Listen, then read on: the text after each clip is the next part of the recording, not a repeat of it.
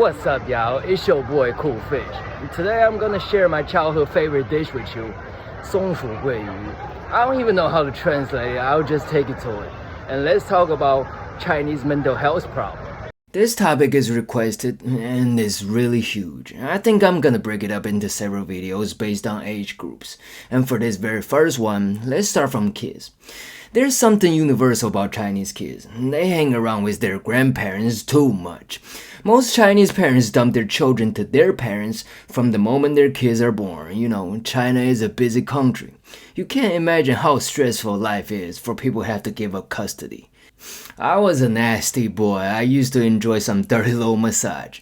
For less than $20, you get an hour. 10 minutes in, the girl start to play with your balls, makes you horny as fuck. You end up paying 30 more. Then she sucked the soul out of your dick. You know, when you're lonely, you always love to talk to the girl who just give you orgasm. Within the conversation, I've always been told, despite they were only in their 20s, they were already a mother of 2 or 3 children. And it's not just those massage girls. Those women works for housekeeping or babysitting. They share the same story. Ever since they had completed their reproductive mission, they left their children at home to their parents or their parents-in-law. They left the countryside and came over to the big city. Do whatever they can to make money for the family.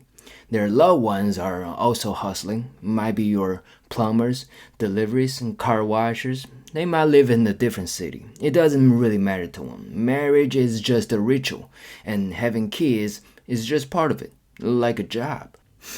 These are the lower class people, but higher classes are not much different. China's development prioritizes certain city and certain region. So it doesn't matter you're educated or not, you are not encouraged to develop your hometown, but to drill into big cities. Respond to the country's call.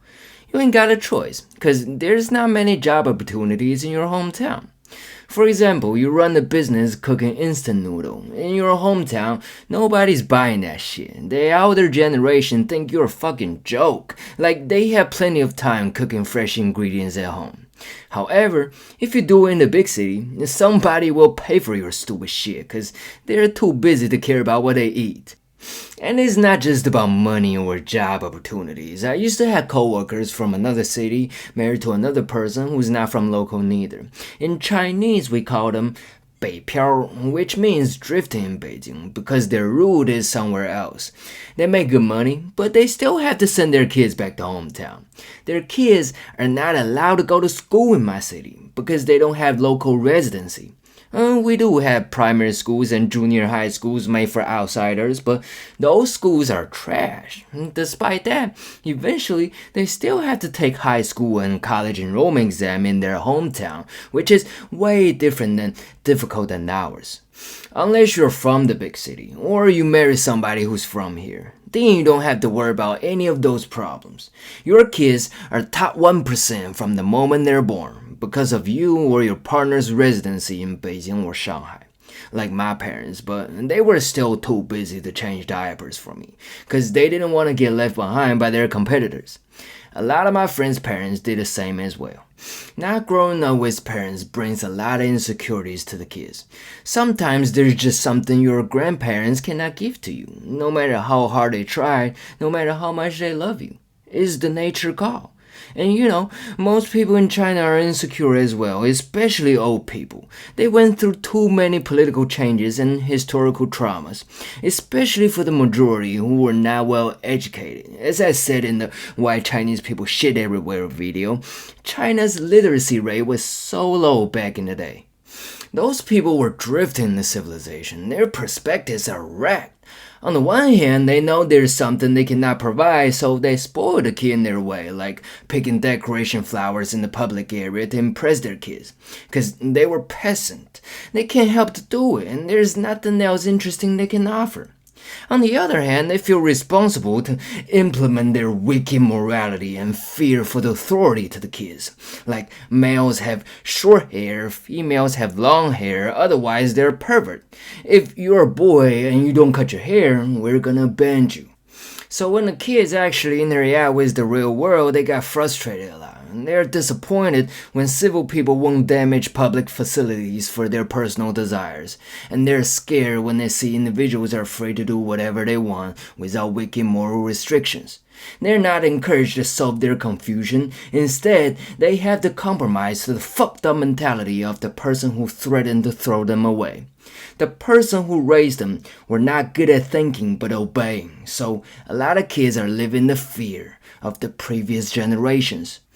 They feel helpless without their mom, feel lost and uncertain without their dad. They have to earn the love, which are supposed to be unconditional, with the cost of obeying and inheriting wicked moralities from wicked people.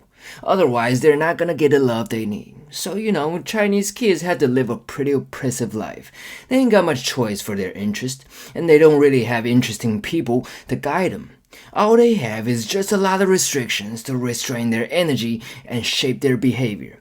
Kids feel wronged, and they don't know how to express it, so they start to develop hatred. I'm lucky my grandparents did a fantastic job of raising me. My grandpa was a professor in BIT. He wore $2 worth of outfit no matter who he bought meat, but had countless books on his shelf and countless shelves all over his properties. He was my first role model. He didn't tell me anything. He just showed me how dedicated and focused he was. We enjoyed each other's company. When I was a baby, I played my toys or watched cartoons by his side when he was programming. After I learned how to read, I read his books by his side when he was programming. I always make sure I was the first person he interacted with as soon as he called a break. Sometimes I enjoy the interaction, sometimes I told him to fuck off when I don't want to be bothered. And it always ended up with him calling me a little bastard and walk off refilling his tea.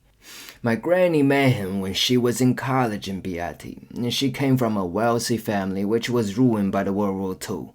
She loved literature, art, and conversations. When I needed somebody to talk to, she was always there. And she recommended a lot of books to me and encouraged me writing diaries. Our best moment was watching the 2002 World Cup together. She was very impressed by Ronaldo, not Cristiano, the fat one. So, lucky for me, I didn't have a fucked up childhood. My parents always argued with each other though. I was lucky I didn't have to deal with it. When they started yelling, I got scared. I just run to my grandparents. Stay in their room, they close the door, and I feel safe immediately.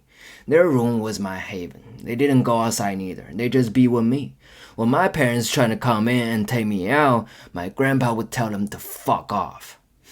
This dish is my childhood favorite, and I definitely need it for my last meal. It's fried mandarin fish coated with sweet and sour sauce. The first time I ate it was in the trip to the southern China with my grandparents, in the city of Suzhou, where this dish was originated from.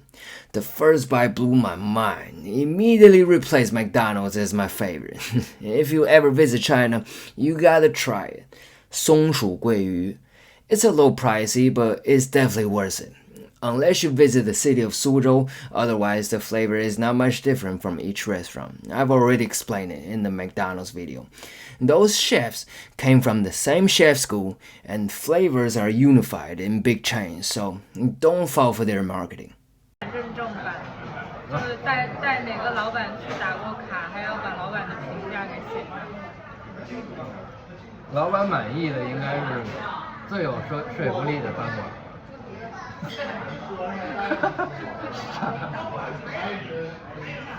于那个天水地摊麻辣烫。